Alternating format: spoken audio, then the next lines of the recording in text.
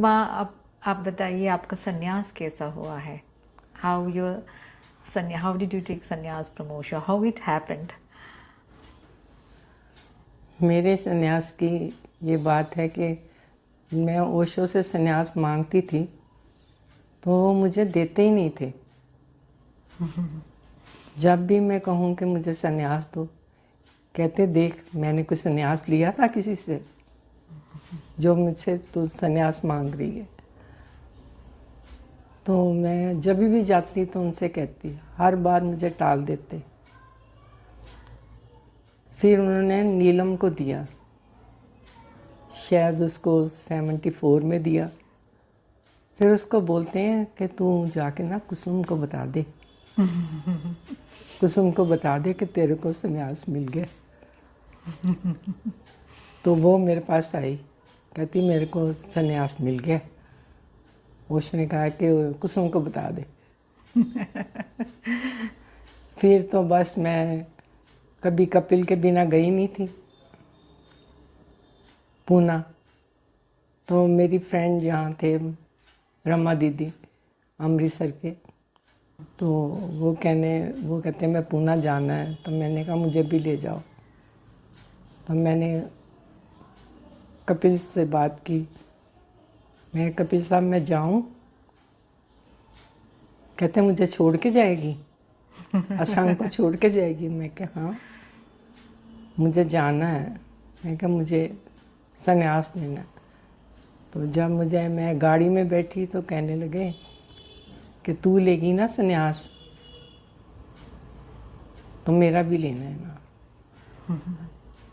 फिर मैं 21 जनवरी को वहाँ पे पहुँची और मैं जा रही थी तो मेरे को डिस्कार्ड कर दिया गया।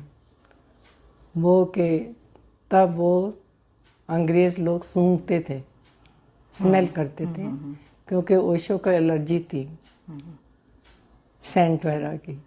लेकिन मैंने तो आश्रम का ही यूज़ किया था, सोप भी सब कुछ भी, फिर भी आ गई। फिर उन्होंने ना कर दी कि अंदर नहीं जा सकते। 22 को भी गई, फिर भी उन्होंने ना कर दी। मैं कहा ओशो की मर्जी है, अब इनके पता नहीं उन्होंने कब देना है मुझे संन्यास। फिर 23 को तो मैं रो ही पड़ी। फिर वो अंग्रेज़ ने मेरे ऊपर पगड़ी बांध दी, टर्बन। कहता आप जा सकते हो। तो मैं अंदर गई और मैं ओशो के पास चरणों में बैठ गई और मैं उनके पाँव को ही देखती थी ज़्यादा। कहते हैं कि सब ठीक है, तो मैंने सिर हिला दिया कि सब ठीक है। मैंने कहा मुझे संन्यास लेना है। तो फिर उन्होंने बोला उसको, लक्ष्मी थी पास में, तो कहते हैं जाओ 3 माला लेके आओ। तो फिर कहने लगे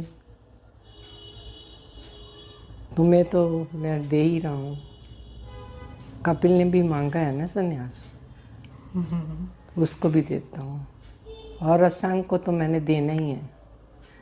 उसके लिए फिर छोटी सी माला असंग के लिए दी।